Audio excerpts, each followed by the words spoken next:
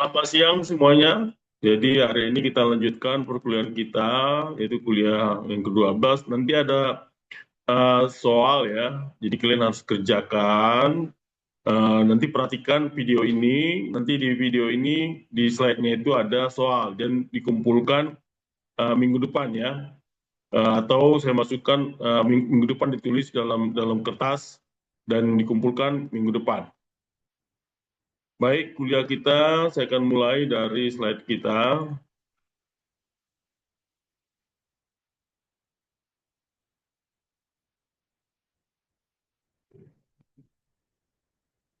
Oke, nah perkuliahan kita hari ini adalah sesuai dengan RPM kita, yaitu perencanaan jadwal pemeliharaan proyek sebelum dan sesudah serah terima atau handover. Nah, ini kalian kan sudah kalian harus mengerti juga tuh, bagaimana suatu proyek itu setelah dilakukan pelaksanaan, ada pelaksanaan salah satu adalah handover, gitu ya, handover kepada dari kontraktor ke owner. Nah, ini harus kalian pahami bahwa di dalam pelaksanaan itu hal ini akan terjadi. Nah, apa-apa aja yang kita pelajari di sini.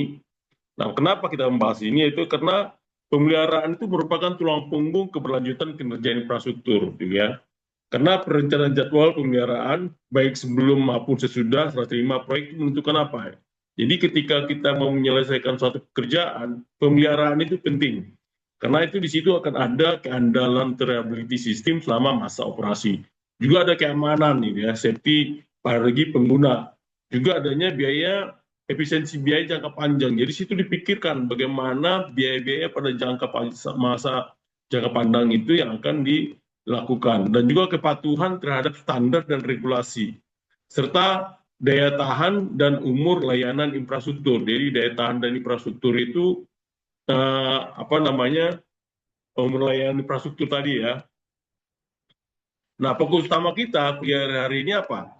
Apa saja yang harus dipersiapkan sebelum main over. Jadi memang ketika kita melakukan ini harus dilakukan dulu apa saja aset-aset yang sudah dipersiapkan. Jadi memang dalam pelaksanaan handover ini harus disiapkan karena karena di situ akan disiapkan handover serah terima lah istilahnya, serah terima dari kontraktor ke owner gitu ya, dari kontraktor ke owner. Bagaimana pemeliharaan berubah? Jadi di sini nanti pemeliharaan bukan di pihak kontraktor lagi, tapi di pihak owner. Jadi, makanya di sini dia diajari bagaimana pemeliharaan berubah. Dan juga dokumen-dokumen, yang termasuk OM manual itu harus diserahkan oleh kontraktor kepada owner ya. Juga expert drawing. Jadi apa-apa yang sudah tanda tangan, itu expert drawing adalah pekerjaan yang sudah dikerjakan dan ditandatangan. Juga BIM data. Ya, sekarang itu sudah harus BIM-nya itu sudah jadi data-data BIM yang sudah dilakukan itu harus diserahkan. Juga commissioning report, jadi laporan-laporan commissioning semua dimasukkan. Inilah dokumen-dokumen wajib yang harus diserahkan oleh kontraktor kepada owner gitu ya. Juga metode dan tools penyusunan jadwal pemeliharaan. Nah, apa relevansinya bagi teknik sipil? Jadi pemeliharaan itu merupakan mandat profesional bagi engineer, bukan tambahan. Jadi memang ini adalah satu mandat profesional.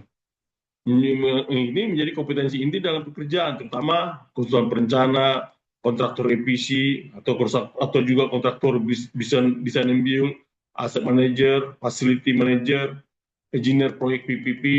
Itu PPP itu adalah KPBU, engineer bangunan, jalan, jembatan, air, bandara, dan pelabuhan. Jadi ini memang satu komponen inti yang dikerjakan di dalam pekerjaan teknik sipil. Nah, untuk konteks infrastruktur, topik ini berlaku untuk apa? Yaitu contohnya untuk bangunan gedung, jembatan dan jalan raya, water treatment plant, power plant, rumah sakit, bandara, pelabuhan, dan MRT atau LRT, mega projects, dan juga PPP corridors. Nah, tujuan pembelajaran kita, jadi pada akhir program mahasiswa harus diharapkan harus mampu memahami dan menjelaskan definisi pemeliharaan dan perannya dalam siklus hidup infrastruktur, dan juga memahami perbedaan konsep pemeliharaan praserah terima dan pasca serah terima. Jadi nanti di akhir kuliah saya akan memberikan tugas, kalian harus bisa nanti memberikan jawabannya setelah minggu depan ya ditulis hasilnya untuk laporannya. Makanya kalian harus perhatikan video ini. Yang kedua adalah kemampuan perencanaan, yaitu mengidentifikasi elemen penting perencanaan pemeliharaan, itu maintenance planning. Juga menyusun langkah dasar pembuatan jadwal pemeliharaan, termasuk maintenance scheduling. Juga mengetahui dokumen-dokumen yang wajib dipindahkan, itu contohnya SBIL, OM manual, asset register, preventive maintenance plan, dan BIM model. Nah, ini semua adalah dokumen-dokumen yang harus disiapkan oleh kontraktor yang akan diserahkan kepada si owner. Juga kemampuan aplikasi, contohnya menggunakan tools pemelihara seperti CMMS, Computer Maintenance Management System, BIM, FM Integration, ya. Jadi BIM yang sampai 7D tadi ya. Nah, kalian kan sudah mulai nanti belajar 7D, dan itu adalah satu bagian yang akan diserahkan ke owner. Juga work without structure, dan juga life cycle cost analysis. Nah, yang empat adalah analisis kritis, yaitu mengevaluasi dampak pemeliharaan terhadap durabilitas struktur. Di situ nanti di dalam pekerjaan itu harus tercantum seberapa besar strukturnya itu, berapa lama strukturnya itu akan diperbaiki. Kalau ada perbaikan-perbaikan supaya nanti para owner yang memelihara bangunannya itu mengerti, gitu ya. Juga biaya jangka panjang, termasuk biaya operasional dan juga efisiensi energi dan keberlanjutan, gitu ya. Nah, di sini menurut Kaiser dan Hawkins, itu perencanaan pemeliharaan yang baik dapat meningkatkan efisiensi operasional aset sebesar 30%. Jadi kalau di dalam kita melakukan pemeliharaan aset dengan bagus, itu bisa meningkatkan efisiensi operasional sampai 30%. Nah, menurut Levin itu 70% total biaya infrastruktur terjadi setelah proyek beroperasi. Jadi memang proyek ini setelah beroperasi itulah biaya yang terbesar, gitu ya, bukan saat pembangunan. Jadi orang jangan salah kaprah bahwa pembangunannya itu sekian, tapi paling lama adalah uptime-nya itu selama biaya selama operasional. Nah, itulah yang sebesar 70% ya. Jadi tapi kalau kita meningkatkan pemeliharaan dengan bagus, bisa menghemat sampai melakukan efisiensi sebesar 30%. Itu adalah suatu pembelajaran yang harus kita lihat di sini ya. Bagaimana pemeliharaan pada proyek teknik sipil?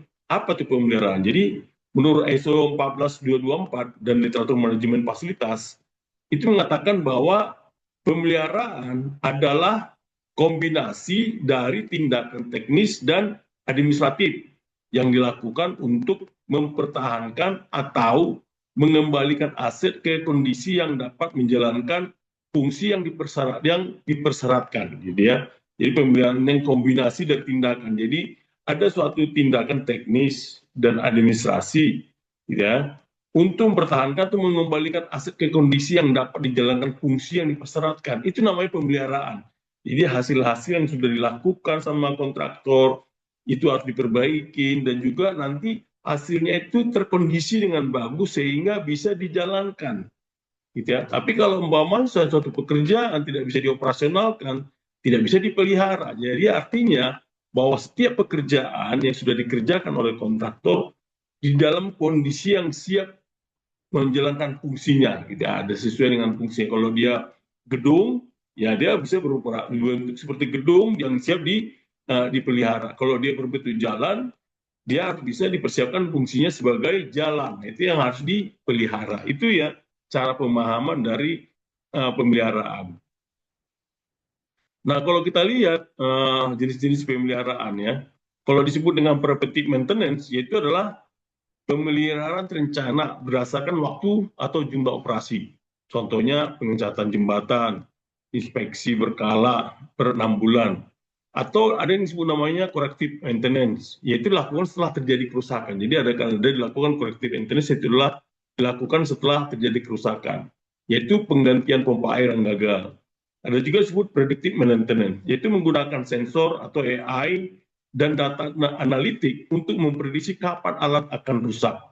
Itu vibrasi sensor pada bearing, sensor korosi pada jembatan. Dan ini memang sudah banyak digunakan dengan well management system untuk suatu gedung atau suatu jembatan. Di situ sudah dibikin sensor untuk bisa mengetahui gerak dari konstruksi struktur itu sendiri. Jadi kalau umpamanya kalau di jembatan, kalau strukturnya itu apa sensornya lebih besar, oh berarti loadingnya lebih besar. Nah ini adalah predictive maintenance. Ada juga condition based maintenance, itu lakukan berdasarkan kondisi real di lapangan. Ini adalah hasil yang sudah dilakukan, contohnya uji termografi instalasi listrik. Ada juga emergency maintenance, yaitu perbaikan darurat untuk mengatasi kondisi kritis. Contohnya penutupan jembatan karena retakan tiba-tiba. Jadi dilihat itu emergency maintenance, kalau kelihatan suatu jembatan yang sudah fatal atau yang secara struktur tidak bisa digunakan, itu harus ditutup total gitu ya. Itulah disebut namanya emergency maintenance. Peran pemeliharaan dalam sistem hidup infrastruktur itu apa saja?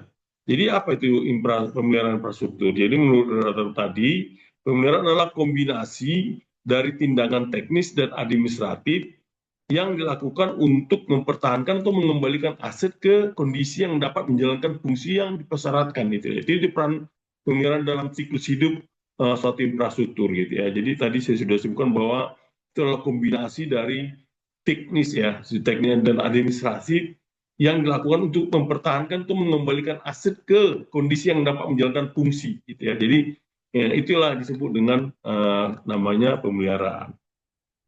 Nah, kalau kita lihat siklus hidupnya, peran pemeliharaan dalam siklus hidup itu dibagi ada 5. Pertama adalah perencanaan dan desain. Di situ ada design for maintainability atau DFM, dan juga ada penentuan akses untuk inspeksi. Baru kedua, konstruksi dan commissioning, yaitu pengujian kinerja sistem, penyiapan manual operasi. Dan ketiga adalah handover, serah terima. Nah, itu termasuk transfer knowledge, training operator, penyerahan dokumen legal dan teknis. Dan keempat adalah operasi pemeliharaan jangka panjang. Di situ udah muncullah preventive and predictive planning, juga evaluasi dan updating jadwal.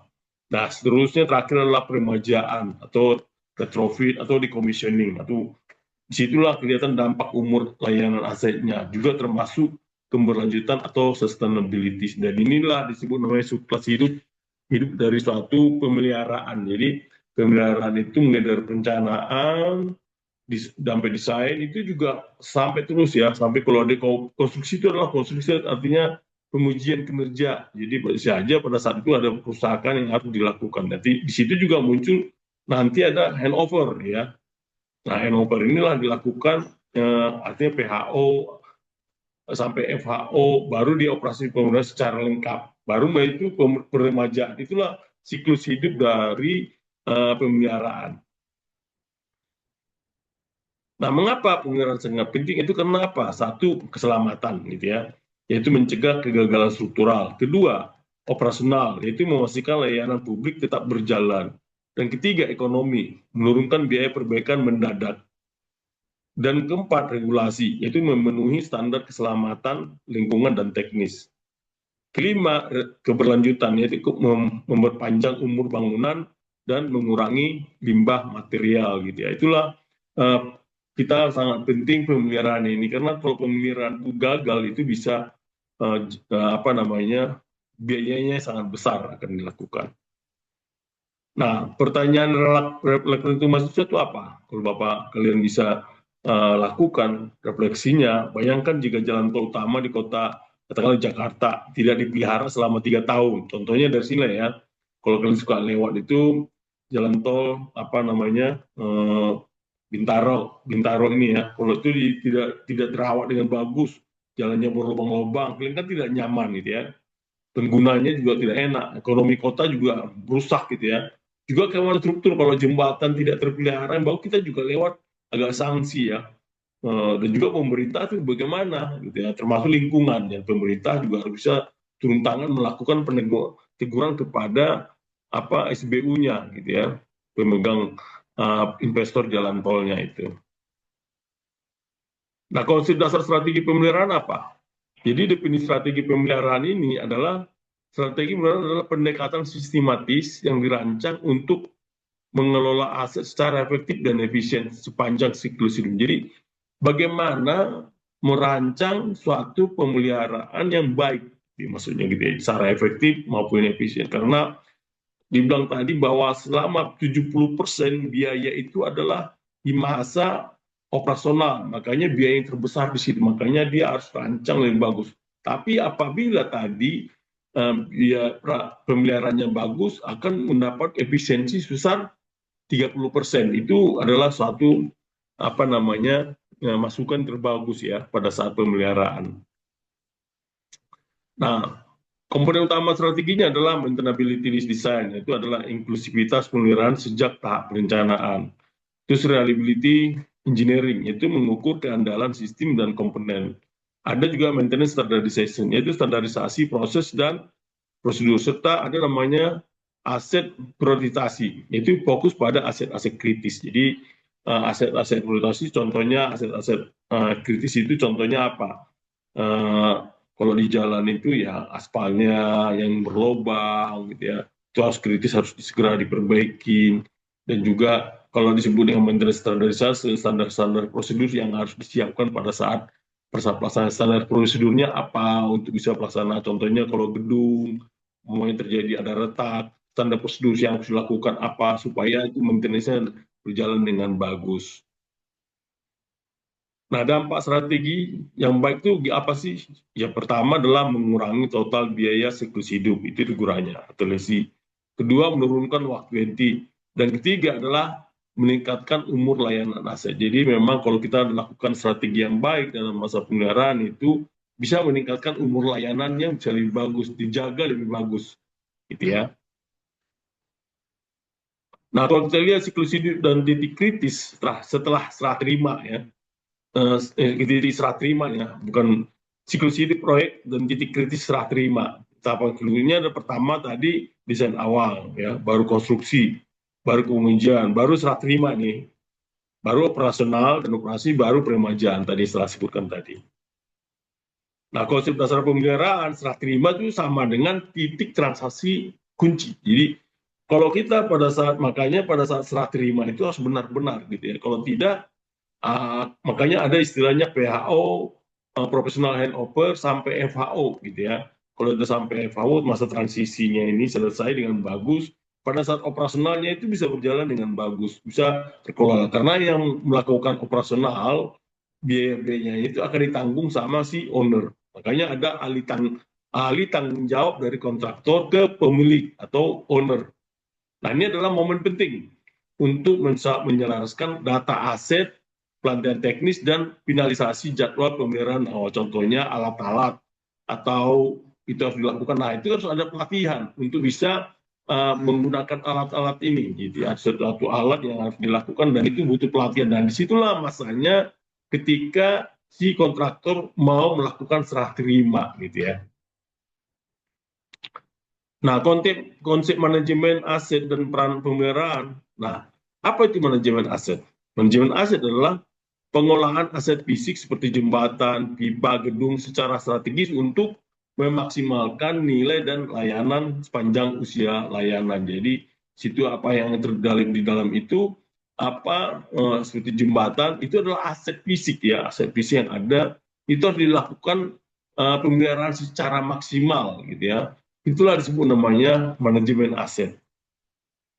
Nah, perannya bagaimana? Yaitu adalah mengontrol degradasi aset. Jadi aset yang sudah ada ini diperbaiki supaya tidak terjadi ada degradasi, kerusakan. Nah, itu harus dijaga lebih bagus supaya kalau cepat rusak akhirnya bisa menambah biaya yang banyak.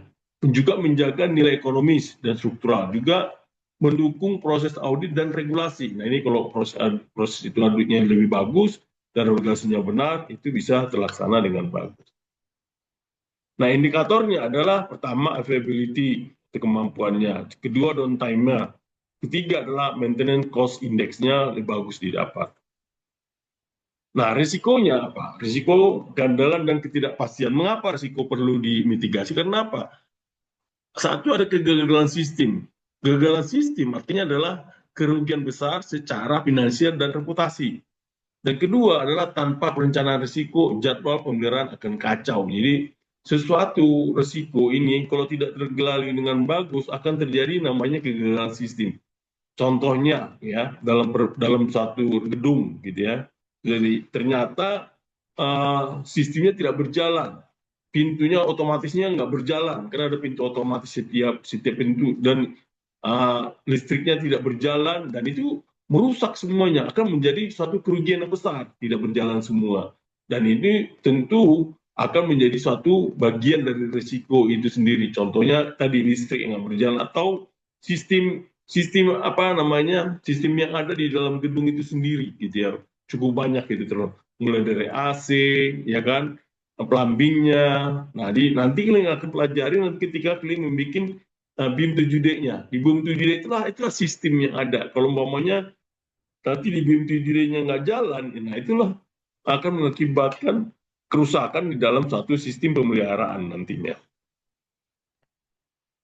Nah, risiko yang teknik terkait adalah kita melakukan risk-based maintenance atau RBM atau Reliability Centered Maintenance atau juga Failure Mode and Effect Analysis FMA. Nah, ini adalah teknik-teknik yang bisa dilakukan untuk mencegah adanya risiko tadi, yaitu risk-based maintenance.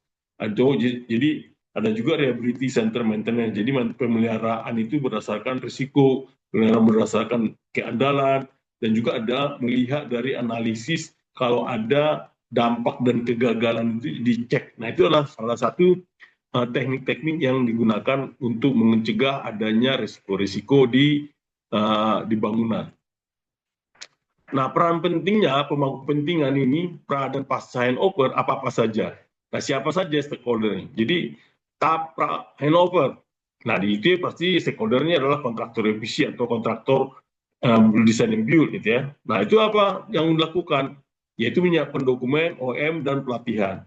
Pada saat peran pra handover juga ada stakeholder, nah, konsultan, itu mereview rencana pemeliharaan. Jadi dia harus bisa mereview nih semua pemeliharaan. Juga pada saat pasca handover, nah itu baru stakeholdernya ada pemilik. Dan dia harus mengimplementasikan dan mengadaptasi jadwal. Dan pasca handover ada juga facility manager, itu ya, manajer pemeliharaan. Kalau kita bicara yang itu, nah itu harus bisa mengeksekusi, memonitoring, dan mengupdate semua kegiatan-kegiatan itu. Jadi seorang manajer operasional di dalam satu gedung atau dalam satu jalan itu penting sekali perannya.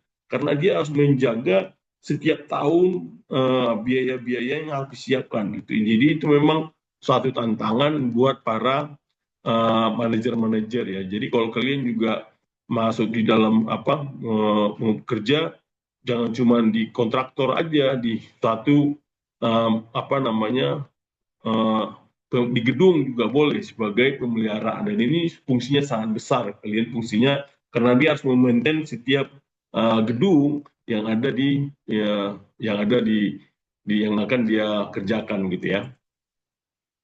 Nah, peran pemangku kepentingan pada pasca maupun pasca handover adalah pertama dia harus utamakan adalah dokumentasi dan pelatihan. Kedua, sistem informasi aset gitu ya. Baru ketiga, audit serah terima. Itu harus lengkap semua. Data-datanya itu harus lengkap. Jangan ada yang terlupa karena ketika nanti lupa pada saat pelaksanaan, pada saat operasional, dia ada yang tahu nih cara ngecatnya gimana, cara kapan harus bisa, kalau ngomongnya jembatan baja gitu ya, jembatan baja kapan harus coating, kapan umpamanya ada baut-bautnya harus diperbaiki, harus apa dilakukan, itu yang paling rumit. Kalau beton, bagaimana mencegah supaya tidak terjadi retak, retaknya umpamanya retak apa yang lakukan. Nah, ini harus bisa diaudit secara reguler gitu ya. Nah, kalau peran PPP, Public Private Partnership dalam perencanaan pemeliharaan itu apa?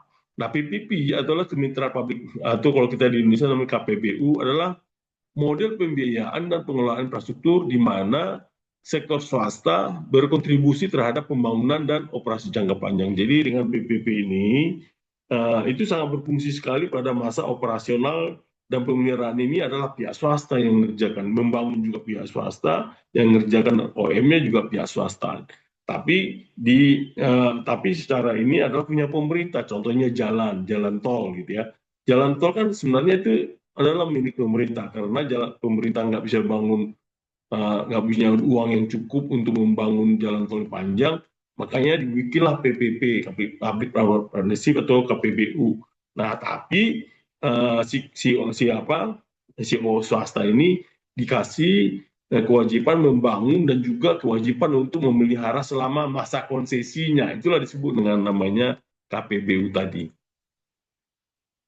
Nah, tanggung jawab pemeliharaan apa? Biasanya berada di tangan swasta selama durasi kontrak atau durasi konsesi. Penjadwalan dan pelaporan pemeliharaan menjadi kewajiban kontraktual. Contoh kasus proyek jalan tol, dan nanti kita lihat rumah sakit umum di daerah Ganda. Nah, ada juga disebut dengan pemeliharaan berkelanjutan dan infrastruktur hijau. Mengapa harus berkelanjutan? Karena memang sekarang ini kan ada infrastruktur hijau itu adalah menjawab tantangan perubahan iklim, juga mengurangi dampak lingkungan yang ada, ya, juga menambah nilai sosial dari infrastruktur. Nah, praktik pemeliharaan hijau itu contohnya adalah penggunaan material ramah lingkungan, sistem HVAC hemat energi, sistem pencahayaan otomatis, manajemen air dan limbah. Dan ini adalah salah satu bagian dari infrastruktur hijau sehingga bisa kalau di dalam namanya bisa menjaga supaya tidak terjadi adanya climate change, ya, perubahan iklim yang merusak lingkungan. Itu juga bagus sekali pada saat masa pemeliharaan itu harus dilihat gitu ya. Kalau kalian pergi di satu kantor yang namanya hijau itu bagus sekali. Jadi memang dia menggunakan material-material yang digunakan juga material ramah lingkungan, ya. Nah, di sini peran BIM juga sangat penting, ya, peran BIM dalam perencanaan pemeliharaan. Nah, ini kita sudah belajar BIM, ya, kalian juga sudah tahu. Nah, apa itu BIM FM itu adalah integrasi building operation model dengan manajemen fasilitas, gitu ya. Manajemen fasilitas yaitu mendukung pengambilan keputusan real time pasca konstruksi. Jadi kalian sudah pada saat tugas kalian nanti minggu depan kita harus sudah apa namanya presentasi, ya, BIM-nya kalian itu udah sampai di 7D. Nanti kita lihat.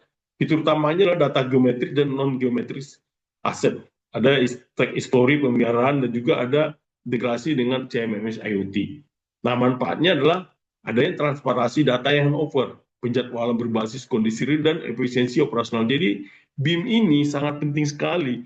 Nah, ketika ada integrasi, makanya mulai kerjaan itu ada BIM 3, 3D, 4 dan 5 itu pada masa konstruksi, 6 itu pada masa energinya, nah 7 itu pada masa fasilitas pemeliharaan, di 7 dan 8 itu adalah masa safety-nya. Dan ini adalah BIM yang akan sudah mulai berjalan. Jadi seperti saya ceritakan bahwa BIM ini sudah menjadi kewajiban dari kontraktor untuk bisa membuat bimbingan, dan ini adalah bagian dari handover tadi, gitu ya. Nah, ini harus dicamkan juga. Jadi kalau ada teman-teman yang sekarang ini mungkin di luar sana pada saat pembangunan, nah, BIM ini berguna sekali untuk pada saat pemeliharaan nanti, gitu ya. Jadi perencanaan pemeliharaan sebelum ada serah terima, yaitu ada fokus pada pra-handover, komponen utama, dan tools yang dilakukan. Nah, kalau fokus pada peran over, apa-apa aja yang dilakukan itu adalah persiapan awal sistem dan jadwal pemeliharaan dimulai sebelum proyek diserah terimakan kepada pemilik. Tujuannya adalah untuk menjamin kelangsungan operasional dan meminimalkan transisi downtime. Jadi itu gunanya, gitu ya. Jadi pada saat pra and hoper ini artinya jadi sudah harus disiapkan semua apa-apa aja yang harus disiapkan tadi, termasuk jadwal pemeliharaannya sudah harus tahu di situ, ya. Nah, ketika serah terima kan nanti jadi lebih mudah. Jadi tujuannya adalah menjamin kelangsungan operasional. Di sini yang transisinya ini yang paling sulit, ya. Jadi transisi antara handover menjadi handover. Nah, itu adalah salah satu transisi yang penting di dalam masa pelaksanaan. Nah, komponen utamanya adalah penentuan kebutuhan perawatan, gitu ya. Contohnya setiap komponen aset, juga dokumentasi maintainability, juga requirements, data akses untuk inspeksi dan juga perbaikan, termasuk rencana pengadaan suku cadang dan peralatan. Nah, ini juga harus diperhatikan, ya. Bagaimana maintenance itu ada nggak suku cadang yang nanti akan ada. Jadi pada saat di perencanaan itu sudah dihitungkan. Jadi ketika pada saat operasional itu tidak menjadi sulit, gitu kan. Ada yang pada saat desainnya itu terlalu bagus, tapi ketika pelaksanaan pada saat operasional tidak bisa, gitu ya, karena alat-alat di situ sulit untuk bisa ditemukan pada saat sekarang. Nah itu juga harus suku cadangnya itu sulit untuk didapat. Jadi harus katakanlah harus di negara mana, akhirnya jadi lebih mahal. Itu juga berbahaya, gitu ya. Nah, tools yang digunakan adalah namanya Design for Maintainability Checklist, atau ada namanya Equipment Maintenance Specification Template, atau Draft Preventive Maintenance Schedule. Nah, dokumen-dokumen apa yang harus dilakukan pada saat serah terima? Nah, dokumen yang wajib itu adalah satu, as-built drawing. Gitu ya. As-built drawing itu apa? As-built drawing adalah gambar yang sudah dikerjakan, dan itu as-built drawing itu harus sudah ditandatangani para pihak, konsultan, kontraktor, sama owner. Ya. Nah itu fungsinya apa? Menunjukkan kondisi akhir konstruksi. Jadi apa yang sudah dikerjakan itulah digambar lagi ulang. Kedua, ada OM manual atau operational maintenance. Ini yang sering dilupakan, gitu ya, OM manualnya ini, yaitu panduan pengoperasian dan perawatan sistem. Baru ketiga, aset register. Nah, itu adalah daftar lengkap seluruh aset dan komponen. Jadi semua aset yang ada itu harus terdaftar, ya. Juga commissioning report, laporan dari commissioning itu bukti pengajian dan sistem dan kinerja sistem. Ada juga dengan maintenance draft, maintenance plan, itu ya, rencana pemeliharaan ke depan atau draft. Nah, masa pemeliharaan 1 sampai 3 tahun itu sudah harus diberitahu caranya gimana. Kadang-kadang ada owner itu masih benar untuk melakukan ini. Nah, itu harus diajarin kepada pemilik ini cara untuk pemeliharaan 1 sampai 3 tahun, gitu ya. Dan itu si kontraktor wajib memberikan teknologinya, ada transfer teknologi ketika pada masa operasional. Nah, dokumen kritis lainnya adalah dokumen digital, bisa berupa digital, ada PDF, DWG, atau FC untuk BIM, itu juga sudah dilakukan. Atau ada manual cetak, yaitu untuk legal dan inspeksi yang konsisten, gitu ya, yang onsite, gitu ya. Jadi manual cetak ada 2 hal. Nah, alat perangkat lunak untuk penjadwalan dan monitoring itu adalah software umum yang digunakan, contoh software CMMS. Nah, itu masuk IBM Maximo dan SAP PM, itu adalah tentang manajemen dan tracking pemeliharaan. Ada MS Project, itu adalah visualisasi jadwal pekerjaan. Ada Primavera P6, itu adalah penjadwalan kompleks untuk proyek besar. Dan ada BIM 360 Ops, itu adalah integrasi BIM dan FM. Atau ada juga aset tagging atau dashboard atau barcode system, itu pelacakan aset secara digital. Dan ini memang adalah alat-alat perangkat yang angkat perangkat lunak untuk penjadwalan monitoring. Jadi ini banyak digunakan pada saat perencanaan, gitu ya, pada saat pemeliharaan. Ini pemeliharaan ini seperti CMMS, MS Project, Primavera P6, BIM 360, aset dan tagging itu sudah punya, gitu ya. Juga software umum, notifikasi otomatis, riwayat pemeliharaan, analisis beban kerja, dan juga integrasi dengan IoT sensor. Nah, juga adanya estimasi dan perencanaan anggaran pemeliharaan. Ini harus dilakukan. Bagaimana kita mengestimasi perencanaan dan anggaran pemeliharaan. Contohnya, jenis aset dan kompleksitas sistem. Kedua, frekuensi dan jenis pekerjaan pemeliharaan. Dan ketiga, ketersediaan dan harga suku cadang. Dan keempat, tenaga kerja dan outsourcing. Dan kelima, energi, air, dan gas. Dan ini harus dipikirkan pada saat operasional itu bagaimana, gitu ya. Siapa yang akan, apakah dilakukan pada saat pemeliharaannya itu dengan outsourcing atau tidak. Ini juga harus dipikirkan. Kalau outsourcing, bagaimana cara pembiayaannya, karena itu juga harus dilakukan. Jenis aset dan kompleksitasnya itu bagaimana cara untuk pelaksanaannya. Jadi satu gedung, satu infrastruktur itu kompleksitasnya itu cukup besar, dan itu harus dioperasikan dengan cara yang baik dan dipelihara dengan bagus, ya.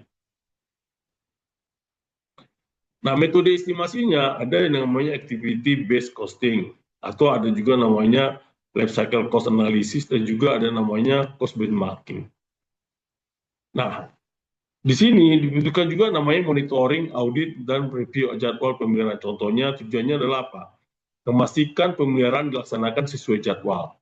Juga mengidentifikasi penyimpangan dan menyusun solusi. Dan ketiga, meningkatkan efektivitas jadwal melalui review periodik. Ini adalah tujuan monitoring yang dilakukan pada saat pemeliharaan. Nah, estimasi dan perencanaan anggaran pemeliharaan itu adalah teknik monitoring termasuk KPI gitu ya. Jadi di dalam pemeliharaan ini harus dibikin jadi KPI juga supaya apa? Si pihak untuk pada saat pemeliharaan ini berjalan dengan bagus gitu ya. Jadi ada KPI-nya.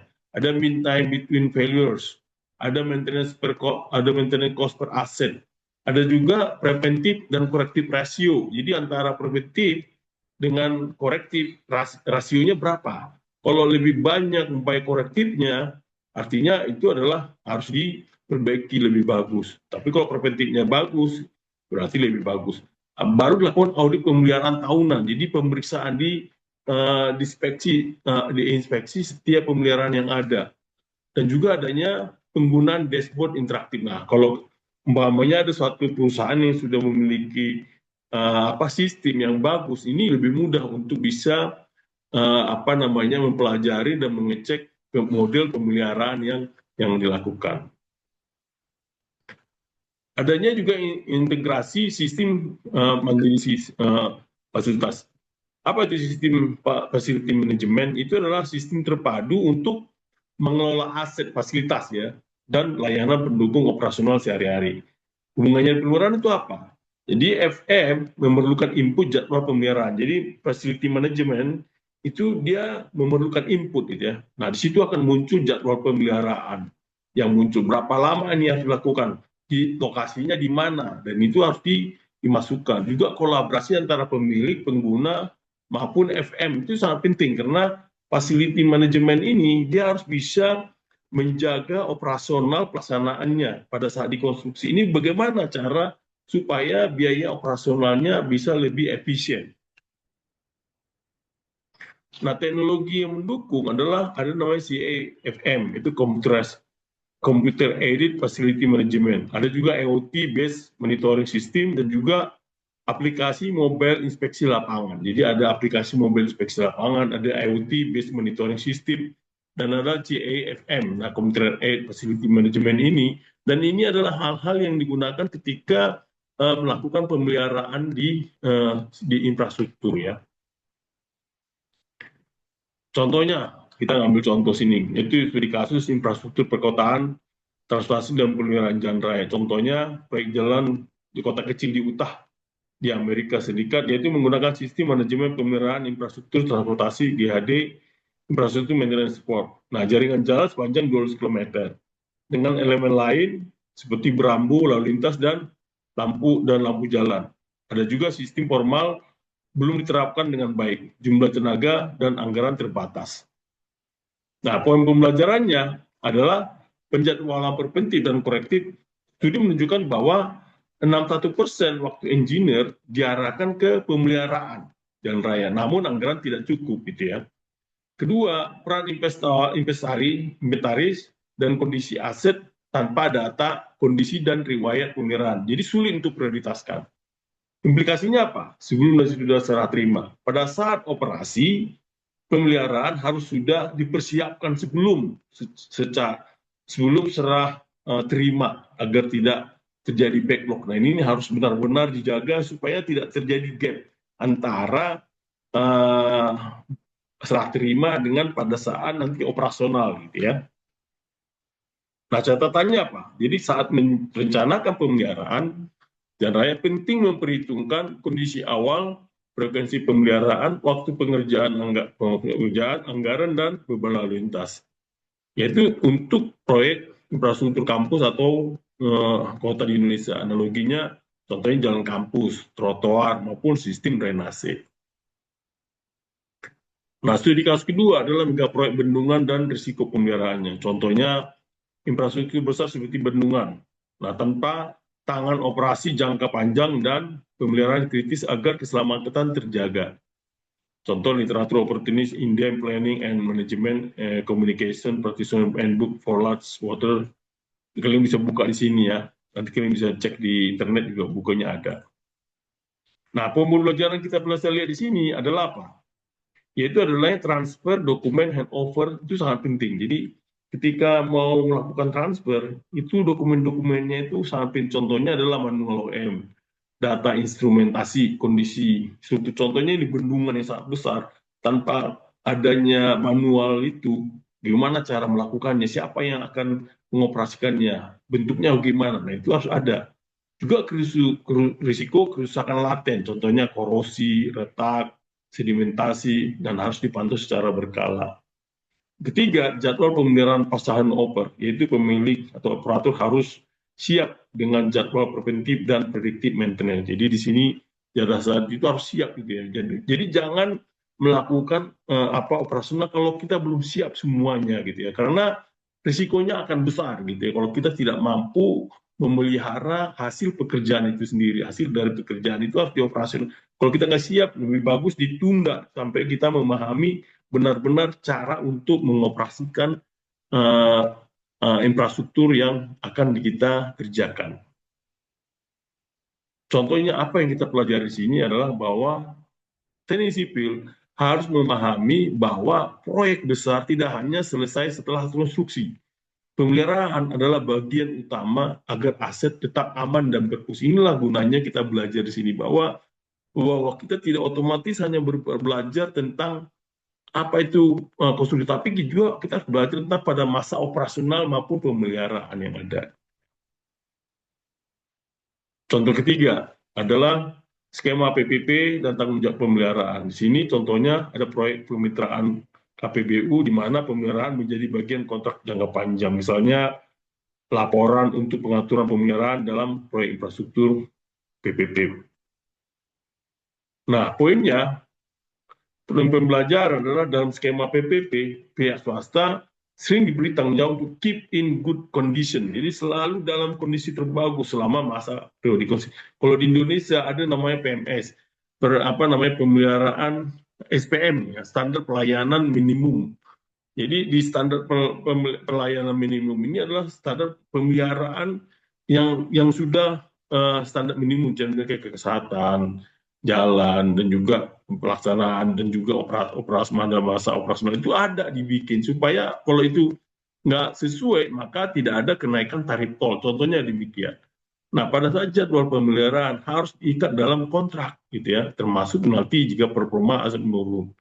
Semua dokumen sebelum serah terima harus sudah lengkap agar pihak operator bisa melaksanakan pemeliharaan sesuai kontrak. Nah, catatannya bagi mahasiswa adalah saat merancang proyek infrastruktur dengan model PPP, pemeliharaan harus menjadi bagian dari financial modeling dan risk management. Nah, ini penting ya pada saat kita bikin pemodelan itu biaya pada saat operasional. Nah, makanya kita sudah belajar sebelum UTS itu sudah menghitung biaya pemeliharaan dan operasional dengan cara risiko-risikonya kalian sudah dapat. Nah, sekarang ini adalah nanti kalian membuat BIM-nya. Jadi kalian sudah kompleks ya pada saat operasional dan pemeliharaan ini. Nah, bagaimana penerapan teknologi BIM dan CMM untuk pemeliharaan? Nah, ini penting juga gitu ya, bahwa memang sekarang ini kondisinya sudah lebih digitalize semuanya, dan ini bisa terlaksana di dalam masa pemeliharaan. Nah, konteksnya contohnya penerapan teknologi digital seperti BIM, BIM 360 Ops, dan juga CMMS dalam transisi dan dari konstruksi ke operasional. Penerapan teknologi BIM dan CMMS untuk pemeliharaan, contohnya data BIM handover itu memuat geometri, spesifikasi, dan riwayat proyek yang berkemudian digunakan untuk pemeliharaan. Jadi BIM yang sudah dikerjakan pada saat konstruksi tadi itu akan bisa ditarik untuk bisa menggunakan pada saat BIM nanti pada saat BIM 7D gitu ya. Dan juga CMMS itu mempermudah penjadwalan rutin, pelaporan kerusakan, tracking aset, dan juga catatan pemeliharaan. Nah, di sini kalian harus memahami bahwa teknologi bukan hanya gadget aja, tapi alat strategis untuk efisiensi operasional. Jadi yang kita pelajari bukan hanya handphone aja yang gadget, tapi sudah mulai ke arah operasional untuk meningkatkan untuk melakukan efisiensi pada masa operasional. Contoh penerapannya di gedung kampus atau rumah sakit, gitu ya. Contoh gedung besar. Kalian kan sudah belajar membuat gedung A dan gedung B ya, kampus. Nah itu kalian bisa lihat itu bagaimana gedung besar dengan pemeliharaan kompleks, ada HVAC-nya, listrik, plumbing maupun struktur fishing. Jadi nanti di BIM 7D ini yang kalian bisa perhatikan di mana HVAC-nya, listriknya, plumbingnya, dan juga strukturnya. Termasuk finishingnya ini adalah yang harus kalian nanti lakukan pada saat membuat BIM 7D. Nah, pembelajaran apa yang kita bisa pelajari ini adalah sebelum serah terima, kontraktor harus menyerahkan pertama OEM manual, gitu ya, daftar cicilan pemeliharaan, dokumentasi S-Build, gitu ya. Dua, setelah serah terima, fasilitas manajemen harus melakukan inspeksi rutin, gitu ya. Jadi harus melakukan inspeksi rutin harian maupun mingguan. Juga dilakukan preventive maintenance, yaitu bulanan dan semester, atau predictive maintenance berdasarkan sensor data. Juga biaya pemeliharaan yang dianggarkan sejak awal membantu menghindari backlog yang besar. Nah, pemeliharaan apa penting terhadap predictive analysis biaya manfaat. Jadi, analisis dari literatur seperti life cycle costing for construction ini dan strategic planning berdasarkan KELI 2006 menunjukkan bahwa pemeliharaan yang direncanakan lebih awal bisa sangat mengurangi biaya operasional. Jadi pemeliharaan yang sudah dihitung di awal itu bisa mengurangi atau melakukan efisiensi pada masa operasional. Jadi ini penting sekali dilakukan, gitu ya. Jadi ada selalu terintegrasi. Jadi jangan putus, gitu ya. Setelah dikerjakan di konstruksi, ternyata di operasional banyak sekali kita lihat gedung-gedung atau infrastruktur atau prasarana-sarana yang tidak dioperasikan dengan bagus sehingga terbengkalai. Itu yang menjadi sulit, ya. Nah, pembelajarannya itu apa? Adalah preventif, artinya melakukan pemeliharaan secara rutin, gitu ya. Misalnya inspeksi jembatan tiap 6 bulan. Kalau prediktif, menggunakan data sensor untuk memprediksi kapan komponen akan gagal. Misalnya retakan struktural secara terdeteksi lebih awal. Atau juga melakukan biaya pemeliharaan korektif seperti jauh lebih besar karena kerusakan sudah terjadi. Nah, penerapan teknologi masa depan itu dengan sekarang ya IoT, big data dan smart maintenance itu jadi sangat penting sekarang ya. IoT, data big data, karena dengan adanya big data, IoT yang ada, kita lebih mudah, lebih efisien untuk bisa melakukan operasional, gitu ya. Contohnya terkini di industri Internet of Things sebagai untuk mendapatkan sensor, big data analisis untuk melihat semua kejadian-kejadian lebih mudah untuk melaksanakannya, atau pakai digital twin, atau pakai smart facility management, gitu. Nah, poin pembelajaran yang dari sini kita lihat adalah adanya sensor dipasang pada struktur untuk mendeteksi getaran. Contohnya getaran, korosi, maupun suhu. Adanya otomatis pengirim data ke sistem pemeliharaan. Jadi umpamanya dalam satu gedung atau satu jembatan sudah ada sensornya, itu akan dikirim ke pusat sehingga langsung cepat ditanggapi, dianalisis, gitu ya, supaya preventifnya lebih cepat. Gitu. Kalau sudah terjadi kegagalan kan nggak bisa. Kondisi dengan adanya sensor yang dilakukan itu bisa membantu, gitu ya, membantu untuk bisa menangani lebih lanjut. Atau kan digital twins, itu memungkinkan simulasi dan prediksi performa aset di masa depan. So, di sini kita memahami bahwa pemeliharaan masa depan lebih banyak proaktif dan berbasis data. Dan ini sangat penting buat kalian juga memahami, kalau kalian melakukan juga penelitian-penelitian ini lebih bagus, bisa bagus untuk pada masa pemeliharaannya. Nah, ringkasannya, apa yang kita pelajari di sini? Satu adalah peran krusial pemeliharaan dalam menjamin keberlanjutan kinerja infrastruktur. Kedua, perbedaan mendasar antara perencanaan pemeliharaan sebelum dan sesudah serah terima. Ketiga, pentingnya dokumen handover, ya, seperti SBRI, manual OM, dan juga BIM dataset. Keempat, metode menyusun jadwal yang efektif, yaitu menggunakan WBS, MMS, teknik dan monitoring berbasis KPI. Kelima, implementasi di dunia nyata, baik di proyek jalan, bendungan, kampus gedung, gedung kampus, hingga infrastruktur PPP. Nah, peran teknologi seperti BIM, CMMS atau sensor IoT, dan digital twin dalam mempercepat dan mempermudah manajemen pengelolaan. Jadi ini sekarang sudah sangat bagus. Inilah yang ringkasan yang kita pelajari hari ini. Dan ini tugasnya ya, tugasnya harus kalian lakukan. Ada 3 di sini. Tugas ini kalian harus kerjakan, nanti dikumpulkan minggu depan, gitu ya. 1, jika kalian menjadi manajer fasilitas gedung rumah sakit baru, apa 5 langkah pertama yang akan kalian ambil setelah serah terima, gitu ya. Yang kedua, bandingkan 2 pendekatan, pemeliharaan berbasis waktu dengan berbasis kondisi. Mana lebih cocok? Nah, ini harus kita lihat. Contohnya itu jembatan tol. Juga 3, bagaimana kalian akan menyusun jadwal pembangunan 5 tahun pertama untuk bangunan kampus. Nah, ini contoh bangunan kampus inilah tugas kalian minggu depan, kalian harus kumpulkan ya. Jadi tolong dibaca, pelajarin video ini supaya kalian bisa menjawabnya. Dikira itu dari saya, terima kasih.